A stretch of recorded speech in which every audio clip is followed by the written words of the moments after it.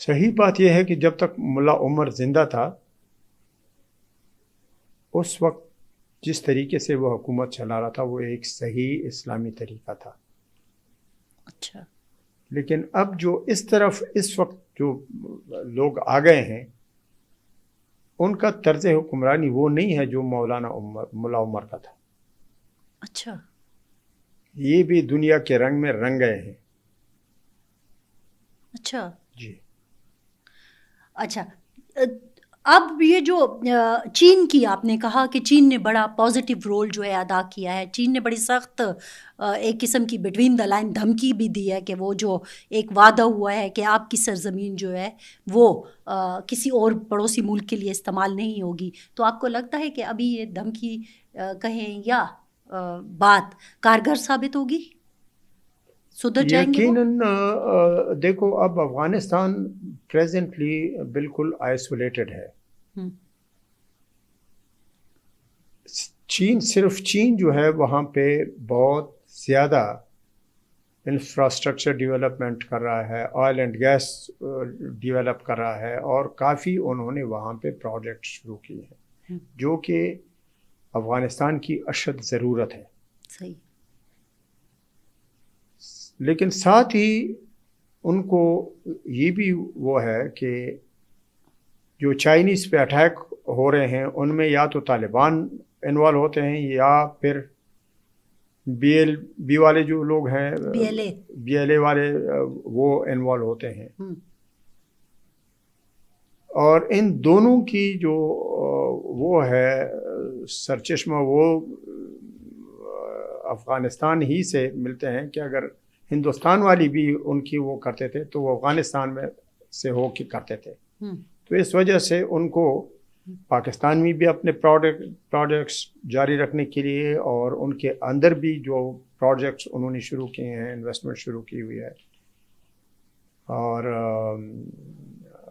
باقی جو وہ دنیا کے سامنے ان کی حمایت کر رہے ہیں, تو اس کی وجہ سے چائنا کا ایک بڑا ہولڈ ہے افغانستان کے اوپر. ابھی سی پیک کی بھی بات ہو رہی ہے نا کہ اس میں بھی ان کو شامل کرے, تو میرا خیال میں یہ ایک اچھی ڈیولپمنٹ ہے. بہت اچھی ڈیولپمنٹ ہے. ہمارا تو ایک خواب ہے کہ ہم پشاور سے یا پاکستان کے کسی شہر میں سے ٹرین میں بیٹھے اور پھر یہ افغانستان, سینٹرل ایشیا چلتے ہوئے ہم یورپ پہنچ جائیں. ہے نہیں ایسا؟ انشاءاللہ یہ ان قریب اللہ نے چاہا تو یہ خواب شرمندہ تعمیر ہو جائے گا. انشاءاللہ ہو جائے گا. آپ کو لگتا ہے یہ جو سپر پاورز اس سرزمین کو بیٹل فیلڈ بنائے ہوئے ہیں, آپ کو لگتا ہے کہ یہ ذرا کم ہوگا؟ وہ اس وجہ سے کم ہوگا کہ دیکھو یہاں پہ جو مین سٹیک تھا وہ رشیا کا تھا. جی. لیکن رشیا کو اب ریئلائز ہوا ہے کہ چونکہ یہ سارے سینٹرل ایشین اسٹیٹس جو ہیں وہ الگ الگ ملک بن گئے ہیں. جی. اور کوئی بھی ملک اب رشیا کے ساتھ ملنا نہیں چاہتا. ہر ایک کی اپنی اپنی حکومت بن گئی ہے. جی. تو رشیا کے جو ایکسپینشن کا پروگرام تھا وہ چیز تو ختم ہو گئی کہ وہ وارم واٹر تک پہنچنا چاہتے تھے. جی. تو رشیا کا انٹرسٹ اب وہ جو اس کے قریب یوکرین وغیرہ ہیں وہ اس وہاں تک محدود رہ گئے. ویسے بھی رشین کے پاپولیشن کے مقابلے میں ان کی جو ٹیریٹری ہے بہت زیادہ ہے. جی. تو ان کو کوئی مزید ضرورت ہے نہیں. تو رشیا اب انٹرسٹ لینا چھوڑ گیا ہے. امریکہ تو کوشش کر رہا ہے, لیکن امریکہ میرا خیال نہیں ہے کہ اس علاقے میں کامیاب ہوگا, اس لیے کہ یہاں پہ اب چائنا جس طریقے سے آیا ہوا ہے وہ امریکہ کو اسپیس نہیں دے گا. اور ہم پاکستان کو تو آلریڈی دیکھو اللہ کے بعد جو سب سے بڑا سپورٹر آپ کا ہے وہ تو چائنا ہی ہے. لیکن ہمارا جھکاؤ تو ہمیشہ امریکہ کی طرف رہا ہے. بات یہ ہے کہ وقت ہم نے ان کی جنگیں لڑ لی یہاں پہ. بس وہ تو دیکھو وقت کے ساتھ ساتھ ملکی پالیسیاں بھی بدلتی رہتی ہیں, اور حکمرانوں کے ساتھ ہی پھر ملکی پالیسی, ٹرمپ کی الگ پالیسی تھی, بائیڈن کی الگ پالیسی تھی. تو آپ کو لگتا ہے کہ پالیسیوں میں تبدیلی آ رہی ہے؟ اچھا، بہت اچھی تبدیلی آئی ہوئی ہے, اور میں کہتا ہوں اسی پالیسیوں کی تبدیلی کی وجہ ہے کہ چائنا آپ کا بھرپور ساتھ دے رہا ہے, صحیح, ٹرکی آپ کا بھرپور ساتھ دے رہا ہے, یہاں تک کہ تاجکستان اور آذربائیجان جیسے ملک بھی ڈائریکٹ آپ کو جہاز بھی بھیجتے ہیں اور آپ کی مدد بھی کر رہے ہیں. صحیح. یہ ہماری, بلکہ ٹرمپ جو کہ شاید ہمارا کبھی فون سننا بھی گوارا نہیں کرتا تھا, اب پاکستان کی تعریفیں کرنے سے بات نہیں آتا ہر وقت. ٹھیک ہے. اچھا, واپس آ جاتے ہیں افغانستان کے ذرا تھوڑا سا. مجھے یاد ہے کہ آپ D G policy and planning بھی رہے ہیں. جی. اچھا, ہم بہت سارے لوگوں کو سے جب اپنی پوڈ کاسٹ میں بات کرتے ہیں تو وہ اکثر یہ, جب افغانستان کی انفیکٹ بات آتی ہے تو وہ اکثر ہمارے لوگ کہتے ہیں, ہمارے سیاستدان بھی کہتے ہیں کہ کیا افغانستان کے حوالے سے ہماری کوئی پالیسی ہے بھی صحیح یا نہیں. آج آپ آ گئے, ہمیں بتا دیں, آپ نے تو ایک پورا لمبا عرصہ گزارا ہے اس دشت میں, بلکہ تو کیا واقعی افغانستان کے حوالے سے ہماری کوئی پالیسی نہیں ہے؟ انفارچونیٹلی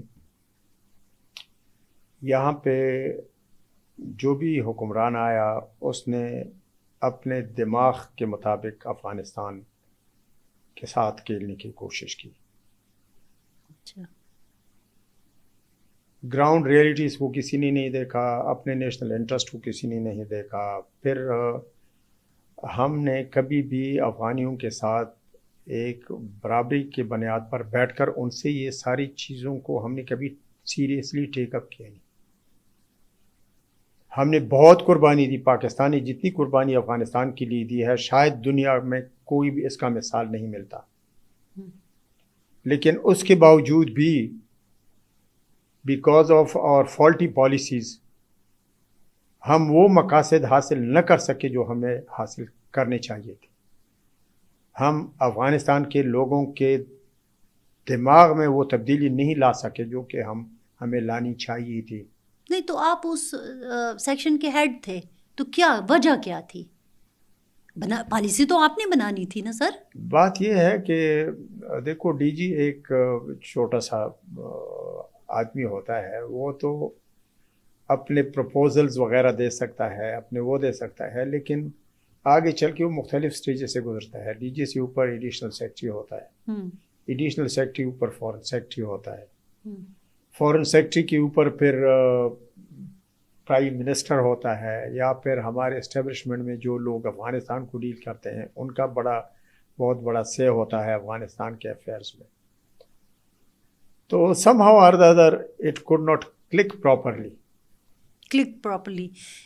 افغانستان کی ہی بات کریں تو آپ نے کہا کہ اس کی ساورنٹی کے حوالے سے اگر ہم دیکھیں کہ وہ بھی ایک ملک ہے, بلکہ میں کہوں کہ کچھ لوگوں کا یہ کہنا, چلیں آپ اپنے الفاظ خود بولیے گا, کچھ لوگوں نے کہنا ہے کہ ہم نے ہمیشہ اس کو ایسے سمجھا جیسے وہ ہمارا 5واں صوبہ ہے, بنانے کی کوشش کی یا خیال میں ہمارے تھا.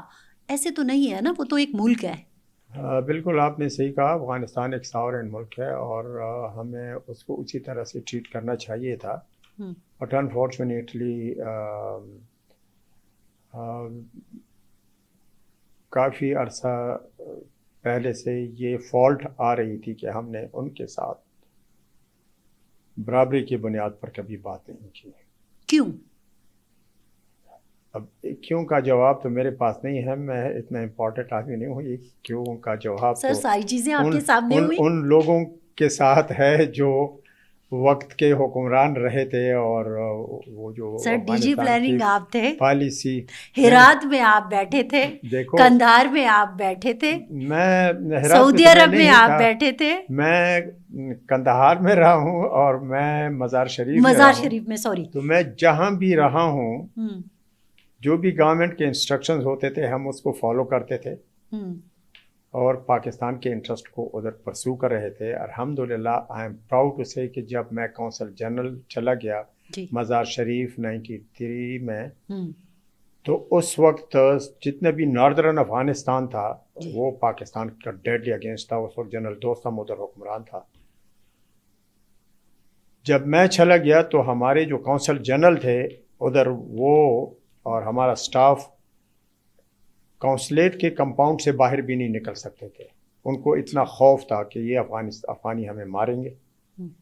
اور ہندوستان نے ادھر اتنا کام کیا ہوا تھا, لوگوں کا ذہن اتنا خراب کیا ہوا تھا تھرو میڈیا کہ وہ پاکستانیوں سے بہت سخت نفرت کرتے تھے. خصوصاً جب لوگ اردو میں بات کرتے ہیں تو ویسے بھی افغانستانیوں کے کان کھڑے ہو جاتے ہیں کہ ہمارے خلاف کوئی کانسپیریسی کر رہے ہیں یا کوئی یہ ہمارے خلاف. اور یہ ان کی ایک سائیکی ہے. ہم نے اس فیلنگ کو ختم کرنے کی وہ کوشش نہیں کی جو ہمیں کرنی چاہیے.